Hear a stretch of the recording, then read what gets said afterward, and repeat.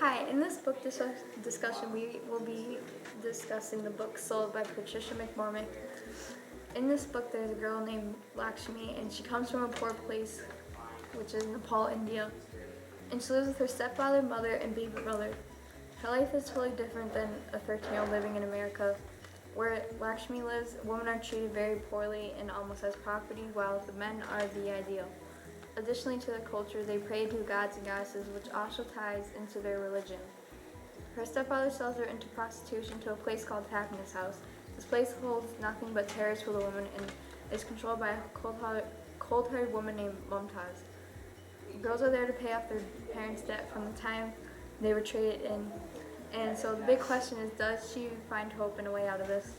Well, you have to read the book. But anyways, I enjoy when Lakshmi made friends and would laugh at the small things sometimes, because it's that kind of stuff that can get you out of tough situations or get you out of reality for some time. And I honestly didn't connect her on a lot of things she went through, but I think other women who have been in this type of situation would. So I would definitely recommend this book because it shows a totally different life than the average American teenager. And it will definitely make you appreciate your freedom that you have in America.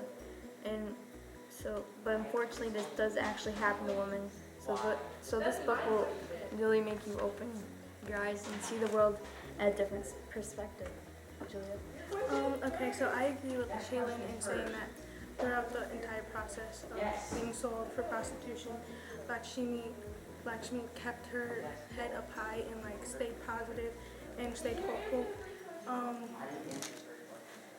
And throughout the entire process, she kept thinking in the back of her mind that she would do all of this to help pay for her family to have a better life.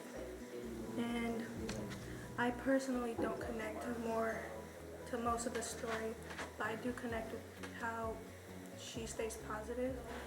And I stay positive through hard things sometimes. And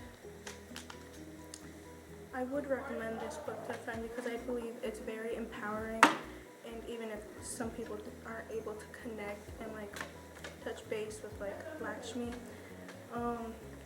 they'll really feel her pain and see that it's really emotional, and they'll really appreciate their life a little more living here rather than somewhere else where this stuff happens to a lot of teenage girls.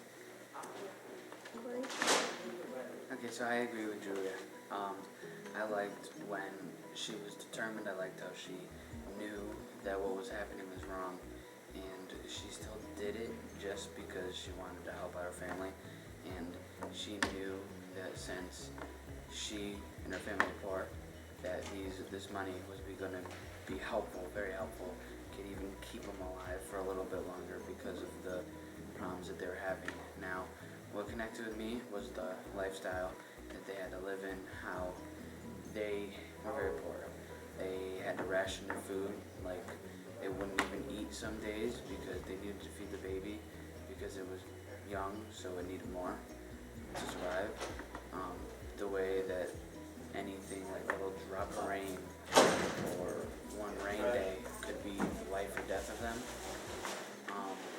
So yeah, that just made me feel emotional in a sense that we don't have that issue here. We don't usually ration food. We usually don't collect rainwater because we're low. So it just made me feel like we're grateful, and we should be grateful for what we have. Now, I'd recommend this book to people that are very good with hearing these stories, that can take something that's emotional and always be good with this so it doesn't affect them. Just that it makes them, that they're good with being able to hear these hard stories, that they can also feel what I felt when I read this story. They felt touched. Yeah, I felt touched. Please read.